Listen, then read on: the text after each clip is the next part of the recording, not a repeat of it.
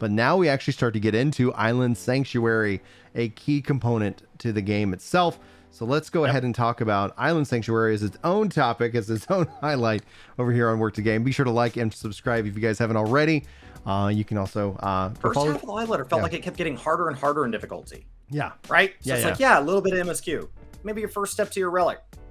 Maybe some dungeons that you have to replay to get it all. Maybe some Savage. Like, it felt like it was scaling. And so people were like, wow, this really feels Savage heavy. They're getting Savage raids, and then at the half patch, they're getting Savage dungeons. Mm-hmm. Oh, it is time for Island Sanctuary. Let's simmer into a system. Previously, they told us a lot of things it wasn't. Right. And they've been super vague. And he said, I don't really want to go over it until it's kind of finalized and I can put up slides and preferably gameplay. Gameplay will be in part 2 of the live letter. And so today's all going to be slides. Everybody's going to get their own personal island. Everybody's going to be there. This is casual solo gameplay. You're going to be gathering materials, caring for creatures, building facilities, crafts, and more. It doesn't really have to do with the hand and land, though. This is going to be its own progression system all on its own. It is massive. Now, this is not adult content. This is the amount of Island Sanctuary that has yet to release. So they're going to show us that little section down there. And they're going to be releasing more in future patches. And what was really for a sense of scale, size of Rogadan, that little dot. That little dot right there, size of Rogadan. Just in case you were like, what's going on? How big is that? So we'll be gathering materials from nature, but those are going to be island specific in a separate inventory.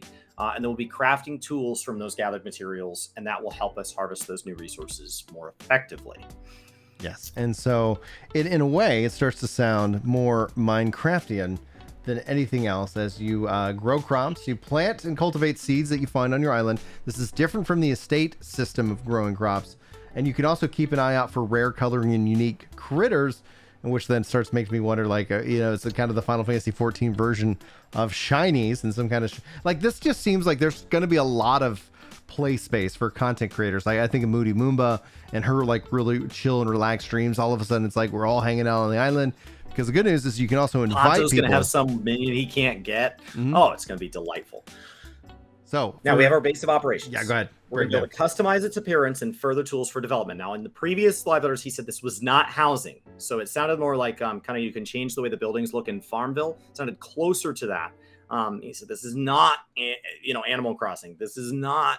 So we'll see. But it doesn't sound like it's housing. I would love to see them tie in ways to grow Thavnarian onions, to use at least outdoor furnishings, because at least then your free company room and apartments can get you the indoor furnishings. It's not perfect, but it gets closer to mimicking. And then because we can check in, maybe that replaces what people want from things like airships and submarines. So maybe we can slowly take some pressure off. But the fact that this is instanced also means technologically we have made a huge leap forward in the game. Whether or not this is housing, this is a required step to get to housing if they're ever going to add instance housing. Now this says release the minions. Your favorite minions may wander freely within your base. I have no idea what that means. Just wild speculation just jumps to mind. The special currency is going to be getting you all sorts of rewards and stuff. So I assume mounts, minions, things like that would be there. And you'll be able to invite friends to come visit, and then be able to travel to your friends or free company members. So the visiting aspect, originally there was kind of some concern, will this be something we can't visit? The advantage of something you can't visit is historically things like glamour dressers and all of that have been limited, because you can't have a glamour dresser in a space where there's like multiple people changing glamours, because it like breaks the way the system's built. But pros and cons to everything. So it'll be nice to be able to visit, and we will be getting to see this in part 2. Now they said this is not Minecraft. They said this is not. So all the things we're comparing it to, that's just kind of a frame of reference. They're still trying to say, like, this is not a full title. This is a side content. I set my expectations at Dome and Enclave, hoping to be surprised. This is way beyond that. But this is not a full featured game. This is a piece of Final Fantasy 14 to be extended over future patches. Yeah, very casual. I think it's still huge. It could be very cozy. I can't wait to see ultimately how it plays out, which we will get more details, and we'll get some in-game stuff of that during part 2. So, if you guys it's July 1st, so not that much longer. Like it's not that much longer until we actually start seeing all that detail, being poured out. So I'm way more positive about Island Sanctuary than I was. And my only concern going into it was that it wouldn't be anything that could live up to the expectations that people have built. But for me, at least setting kind of expectations low, I honestly feel like I can't wait to experience this, and this could be something very, very decent, very good. We do know, though, that Island Sanctuary is coming in 6.25. So they did confirm that for Island Sanctuary's release timing, which I think is fair. I think that see, it seems like a point 0.5 piece of content, which would put you theoretically around the November timeframe.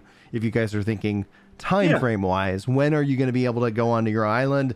Right as it starts to get cold in the northern hemisphere, you can go visit a tropical island and enjoy that experience. Do you have any thoughts before we move on for Island Sanctuary itself? It sounds like an answer to WoW Garrisons. They do sound like they want to support this over many expansions, so it's going to be inherently different than like a single expansion feature from WoW. But it sounds a lot like that's the biggest parallel within MMOs to this. But it'll be their version, so it's WoW Garrisons, just like Ultimate is WoW Mythic. They are wildly different systems that exist within games that, you know. But just as far as like a point of reference, the ability to like build structures that are unique, unlock mounts and minions, progress it. But like WoW Garrisons didn't grow, and they died with the end of Warlords of Draenor. So I think there's already some distinct advantages over that. That's just the natural point of comparison that I jump to, having experienced several other games version of this.